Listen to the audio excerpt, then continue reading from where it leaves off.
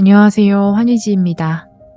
오늘은 제가 정말 좋아하는 법정 스님의 오두막 편지 내용을 읽어드려 보려고 합니다.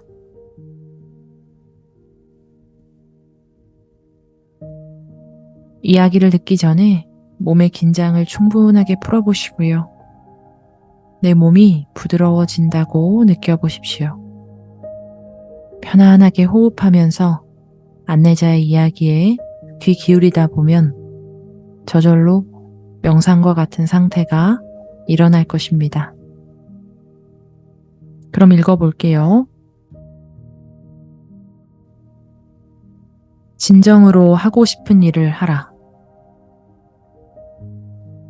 나는 중이 되지 않았으면 목수가 됐을지도 모른다는 생각을 한 적이 있다. 일용에 쓰일 물건을 만들기 위해 연장을 가지고 뚝딱거리고 있으면 아무 잡념도 없이 즐겁기만 하다. 하나하나 형성되어 가는 그 과정이 또한 즐겁다. 며칠 전에도 아궁이에 재를 쳐내는 데 쓰일 고무래를 하나 만들었다. 전에 쓰던 것이 망가져 다시 만든 것이다. 톱으로 판자를 켜고 나무 단자에 자룻감을 찾아 알맞게 다듬고 똑딱똑딱 못을 박아 완성해 놓았다. 시험 삼아 새 고무래로 재를 쳤더니 고래가 훤히 들여다 보이도록 아궁이 속이 말끔해졌다. 아궁이 속에 걸리적거리는 것이 없어야 불도 잘 들인다.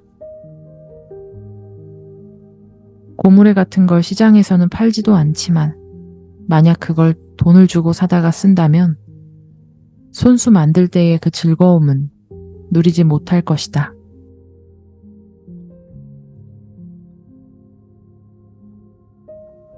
내가 처음 불이람에 들어가 만든 의자는 20여 년이 지났는데도 아직 말짱하다. 장작더미 속에서 쓸만한 참나무 통장작을 고르고 판자 쪽을 잇대어 만든 것인데 사용 중에 못이 헐거워져 못을 다시 박은 것 말고는 만들 때 그대로다. 그때 식탁도 함께 만들었는데 몇 차례 암주가 바뀌더니 지금은 눈에 띄지 않는다. 산중에서는 재료로 쓰이는 나무가 한정되어 있기 때문에 제목의 크기와 생김새에 따라 그에 맞도록 만들 수밖에 없다. 큰 절헛간에서 굴러다니던 밤나무 판자를 주워다 대패로 밀고 톱으로 켜서 맞추어 놓은 폭이 좁은 서한은 지금도 그 암자의 큰 방에서 요긴하게 쓰고 있다. 중노릇과 목수일을 간단히 비교할 수는 없지만 순수하고 무심하기로 말한다면 중노릇보다 목공일 쪽이 그 창조의 과정에서만은 훨씬 앞설 것이다. 사람끼리 어우러지는 중노릇에는 말도 많고 탈도 많은 중생노름이 끼어들기 때문이다. 사람은 자신이 참으로 하고 싶은 일을 하면서 살 수 있어야 한다. 자신이 하는 일을 통해서 자신이 지닌 잠재력을 발휘하고 삶의 기쁨을 누려야 한다. 세상에는 여러 종류의 직업이 있다. 그런데 그 일이 참으로 좋아서 하는 직업인이 얼마나 될까? 대개는 그 일이 좋아서 그리고 하고 싶었던 일이라서가 아니라 수입과 생활의 안정을 위해 어쩔 수 없이 선택한 경우가 허다하다. 그렇기 때문에 자신이 하는 일에 애착도 지니지 않고 책임감도 느끼려고 하지 않는다. 이렇게 되면 일과 사람이 겉도는 불성실한 직업인이 될 수밖에 없다. 사람이 일을 하지만 그 일에 흥미가 없으면 일과 사람은 하나가 될 수 없다. 자신이 하는 일에 흥미를 가지고 책임을 느낄 때 사람은 그가 하는 일을 통해서 인간이 되어간다. 한눈 팔지 않고 한 가지 일에만 전념하는 장인들은 그 일에 전 생애를 걸고 있다. 그들은 보수의 넋을 팔지 않고 자신이 하는 그 일 자체에서 삶의 의미와 기쁨을 순간순간 만들어가고 있는 것이다. 55세 혹은 60세가 되면 직장에서는 일을 그만 쉬라는 정년을 맞는다. 그때 남는 것은 과연 무엇인가? 직장에는 정년이 있지만 인생에는 정년이 없다. 흥미와 책임감을 지니고 활동하고 있는 한 그는 아직 현역이다. 인생에 정년이 있다면 탐구하고 창조하는 노력이 멈추는 바로 그때다. 그것은 죽음과 다름이 없다. 타율적으로 관리된 생활 방식에 길들여지면 자율적으로 자신의 삶을 개선하고 심화시킬 그 능력마저 잃는다. 자기가 하는 일에 흥미와 의미를 느끼지 못하면 그는 하루하루 마모되어가는 기계나 다름없다. 자기가 하는 일에 자신의 인생을 송두리째 걸고 인내와 열의와 정성을 다하는 사람만이 일의 기쁨을 누릴 수 있다.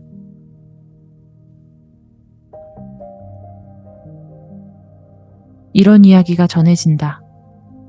그 옛날 장원의 한 영주가 산책길에 자신이 고용하고 있는 젊은 정원사가 땀을 흘리면서 부지런히 정원 일을 하는 것을 보았다. 걸음을 멈추고 살펴보니 정원을 구석구석 아주 아름답게 손질하고 있었다. 그뿐만 아니라 젊은 정원사는 자기가 관리하는 나무 화분마다 꽃을 조각하는 일에 열중하고 있었다. 이런 모습을 목격한 영주는 그 젊은 정원사를 기특하게 여겨 그에게 물었다. 자네가 화분에다 꽃을 조각한다고 해서 품삯을 더 받을 것도 아닌데 어째서 거기에다 그토록 정성을 기울이는가?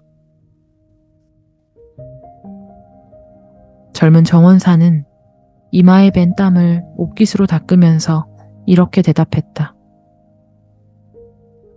나는 이 정원을 몹시 사랑합니다. 내가 맡은 일을 다 하고 나서 시간이 남으면 더 아름답게 만들기 위해 이 나무통으로 된 화분에 꽃을 새겨놓고 있습니다. 나는 이런 일이 한없이 즐겁습니다. 이 말을 들은 영주는 젊은 정원사가 너무 기특하고 또 손재주도 있는 것 같아 그에게 조각 공부를 시킨다. 몇 년 동안 조각 공부를 한 끝에 젊은이는 마침내 크게 이룬다.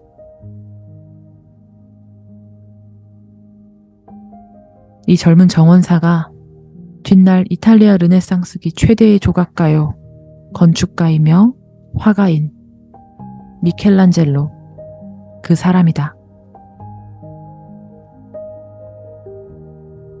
그는 자신이 하는 일에 열의와 기쁨을 가지고 품삯과는 상관도 없이 아름다움을 만들어간 것이다. 그는 화분의 나무통에 꽃을 아름답게 조각하는 과정에서 자신의 인생을 아름답게 꽃 피울 수 있었던 것이다. 5분이나 10분만 더 손질을 하면 마저 끝낼 일을 시간이 됐다고 해서 연장을 챙겨 떠나는 요즘의 야박하고 약삭빠른 일꾼들의 눈으로 보면 그 젊은 정원사는 쑥맥이요. 바보로 보일 것이다. 자신의 일에 애착과 책임감을 가지고 기꺼이 땀을 흘리는 이런 사람이야말로 우리 사회에서는 높고 귀한 존재다. 당신이 진정으로 하고 싶은 일을 찾으라. 그 일에 전심전력을 기울이라. 그래서 당신의 인생을 환하게 꽃피우라.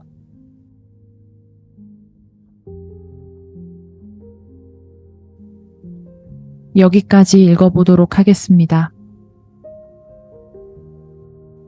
현대사회에서는 그 일이 나에게 얼마나 가치 있느냐보다 어쩌면 내가 얼만큼을 더 벌 수 있고 그것이 나를 즐겁게 하느냐보다 내가 얼마나 더 풍족할 수 있는지 그것에 많은 관심을 기울이기도 합니다. 물론 돈은 너무나 필요한 것이고 아주 중요한 것이에요. 그러나 내가 하는 일의 전부는 아닙니다. 우리가 자기 자신에게 무관심해질 때 우리는 타율적인 삶을 살게 됩니다. 사회가 원하는 모습으로, 내가 들었던 좋은 모습으로, 내가 알고 있는 안전한 모습으로 살아가게 됩니다. 진정으로 여러분들의 가슴을 흔드는 일은 무엇인가요? 지금 여러분에게 400억 정도의 돈이 있다라고 생각해 봅시다. 돈으로 발생되는 대부분의 일들이 해결될 거예요. 그럼 정말로 어떤 일을 하고 싶으세요? 어떤 게 즐거우실 것 같으세요?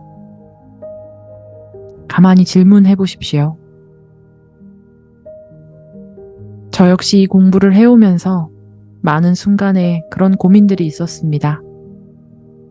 또 이 공부가 제 직업이 되고 강의를 하고 밥을 먹고 살다 보니 저 역시도 어쩌면 저의 품삯을 많이 생각했던 때가 있는 것 같습니다. 품삯은 물론 중요하지만 제 안에 가슴 뛰는 일을 할 때 얼마나 깊은 몰입이 일어나고 얼마나 깊은 내적인 만족감이 일어나는지 잘 알고 있기 때문에 가능한 그 마음의 소리를, 그 마음의 느낌을 따라가 보려고 노력하고 있습니다. 여러분들은 어떠세요? 지금 가슴 뛰는 일을 하고 있나요? 만약 지금 이 이야기를 듣는 중에 그건 꿈이 있는 사람들이나 그런 이야기를 하는 거지. 혹은 난 하고 싶은 게 없는데, 먹고 살기 바쁜데 라는 생각이 들었다면 넌 가만히 다시 질문해 보세요. 내가 나의 가능성을 진지하게 들어보거나 고민해 본 적이 있나요? 더 깊게 자신에게 질문해 보십시오. 누군가는 청소라고 하는 아주 단순한 작업에서 깊은 행복을 느낄 수도 있고, 누군가는 그림에서, 누군가는 정리정돈에서, 누군가는 애완동물을 돌보는 일에서, 누군가는 걷거나 뛰는 일에서, 누군가는 요리를 하는 일에서, 누군가는 남을 돕는 일에서, 누군가는 공부를 하는 일에서, 아주 사소하고 평범한 것에서도 우리는 그 기쁨을 만날 수 있습니다. 반드시 거창해야 하는 것은 아니에요. 자기 자신의 행복과 기쁨에 관심 가져보는 하루가 되었으면 좋겠습니다. 오늘 영상은 여기까지입니다. 시청해주셔서 감사합니다. 날마다 좋은 날 행복하셨으면 좋겠습니다. 감사합니다.